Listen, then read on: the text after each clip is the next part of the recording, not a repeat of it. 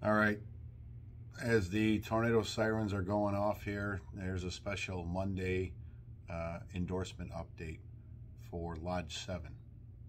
On the FOP website and the FOP Facebook page is a list of the endorsed candidates from the Board of Directors and the PAC Committee.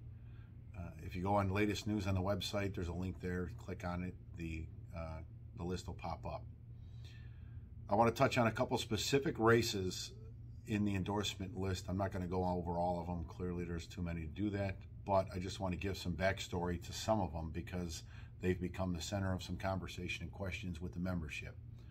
So here's how we got here. Earlier this year, the Illinois FOP Board of Directors voted unanimously to restrict any lodge in the FOP family from endorsing, representing, financially supporting any candidate or politician who had anything to do with the Safety Act of January 2021. That not only meant politicians who voted yes for it, but also the creators of it, the Attorney General, who was responsible for half of the language in there practically, and the governor who signed it. So that was our starting point. There was no way any of those candidates could be considered for endorsement.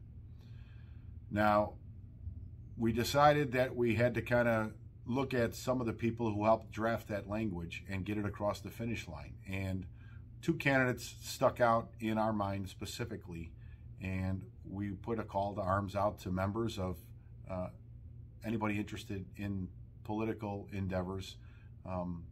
So we came up with two candidates. We ended up targeting everybody's favorite liar, Bob Martwick, up in the Senate 10th District, who almost lost a couple years ago to Sergeant Danny O'Toole. If we would have gave him better support under the last administration, maybe he would have actually took Martwick out then. But here we are now with Detective Aaron Jones stepping up to the plate and saying enough is enough on the Northwest side in the Senate 10th District. We're asking all our members up on the Northwest side, family, friends, etc., to pull a Democratic ballot. Law enforcement here and across this country has slanted more towards the Republican Party because they seem more law and order based and more apt to support law enforcement in general. The moderate Democrat Party is becoming a rare breed, sadly. It's no longer what our mothers and fathers grew up in, but there are still some left, thankfully. But anyway, my point being, we need Democratic ballots pulled in the Senate 10th District up on the Northwest side to vote for Aaron Jones and give Bob Martwick his pink slip into retirement once and for all. There's a couple simple reasons for this. Bob Martwick has proven to be the liar that he has always been. He has repeatedly talked about never voting or representing anti-law enforcement legislation. Well, that changed, at least if nothing else, on January of 2021 when he helped get the Safety Act across the finish line in the Senate, even though I was in constant contact with him explaining Lodge 7's position. The state was in contact with him explaining the state's position on this, and our lobbyist was also in constant contact with him telling him where he needed to go with this vote. And it was not ambiguous at all. It was crystal clear. It was supposed to be a hard no. And he caved in and he gave in and did the wrong thing. And for that, he needs to lose his seat. If that's not enough, we talk about pensions quite a bit. Bob Martwick was the reason, in part, along with, sadly, other labor union leaders, why we were dumped off of the 3% COLA 2 years ago in 2020. That legislation that Local 2 did get included us originally. We got dumped off the bill. They got their 3% flat COLA. We've been getting promised, I've been getting promised for a year and a half now. It's coming. It's going to happen. 3 different chances at the apple, and he has not got it across the finish line, even though he kept saying it was going to get done. Well, it hasn't. The bill's come due. He needs to go. He can say all the lies he wants about Detective Jones, who has voted Democratic her whole life, about being some Republican operative. I mean, he just literally will stop at nothing. Intimidation, lies, you name it. He is everything that is wrong with politics today, and we have the ability right now to take him out of office and send a message to the rest of these cowards that we are no longer going to sit by and wait for scraps to be handed to us. So please, early voting started today. Get out, vote for Aaron, and pass the word to your friends and family to follow the FOP 7 endorsements. We ask that humbly. The other race is in the House, where Officer Carolyn Crump will be running against Sonia Harper. Sorry, I am cheating. I got a couple notes here. Which is the 8th representative district. Sonia Harper was co-chief sponsor of the Black Caucus bill, which turned into the Safety Act. Her area runs from Inglewood into Canaryville, then even a little further east into Bridgeport, kind of up the State Street corridor into the south end of the Gold Coast. Again, we need members to pull Democratic ballots in that Rep 8th area and vote Sonia Harper into retirement and send Carolyn Crump down to Springfield and make history as the first African-American female officer from Chicago representing Springfield. She is eminently qualified to do this job, eager to go, and it will give us a voice in Springfield. They will both give us voices in Springfield that we sorely need and have not had in a very long time. And it will certainly send shivers up the spines of the politicians who forever have taken law enforcement and the FOP as a joke in this state. It's time to pony up. But that was the reason why we decided to take a deep dive in the pool and go all in on this, path that we're on. It was the reason and the motivation to vote a dues increase. Sadly, some members are all about personal gain as opposed to the membership's gain.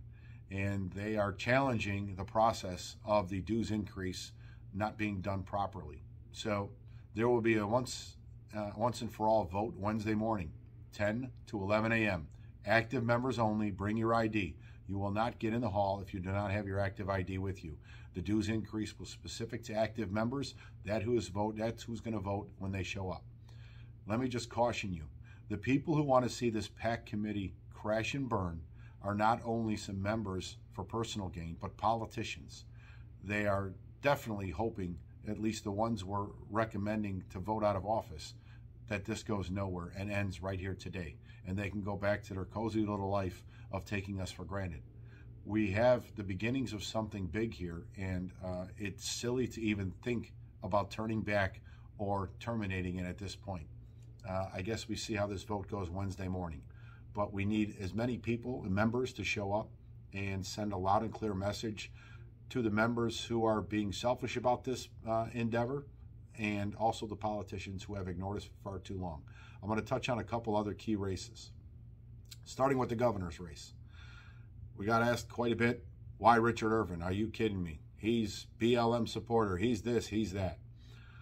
Well, I could tell you in every interview or conversation that I've personally had with him or that he's been part of with FOP on a state level, a conversation, an interview with me and the state president individually, also with his own lodge in Aurora, he's answered these questions. He hasn't ran and hid from any of the accusations or innuendos that have been thrown his way.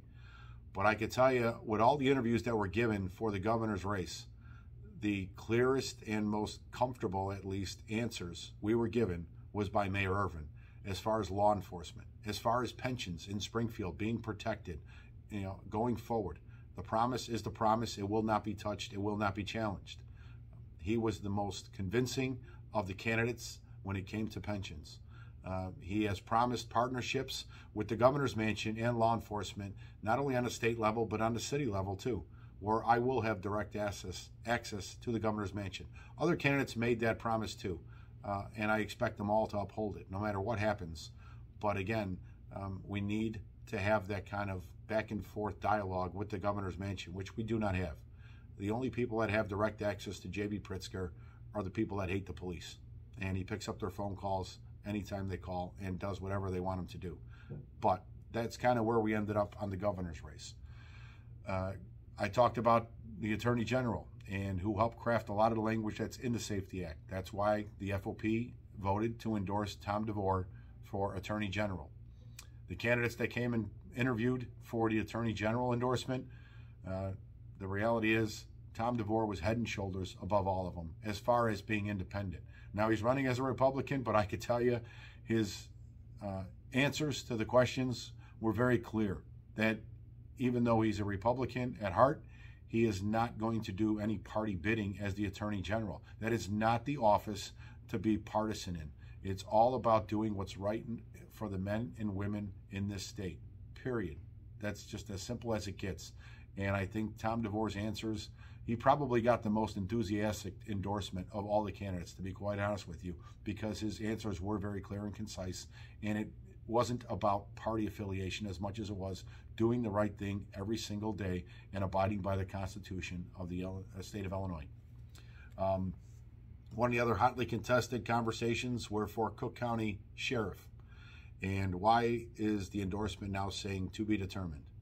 Well, there's been some political jockeying back and forth with court challenges, but the one thing we all agree on is Tom Dart needs to go.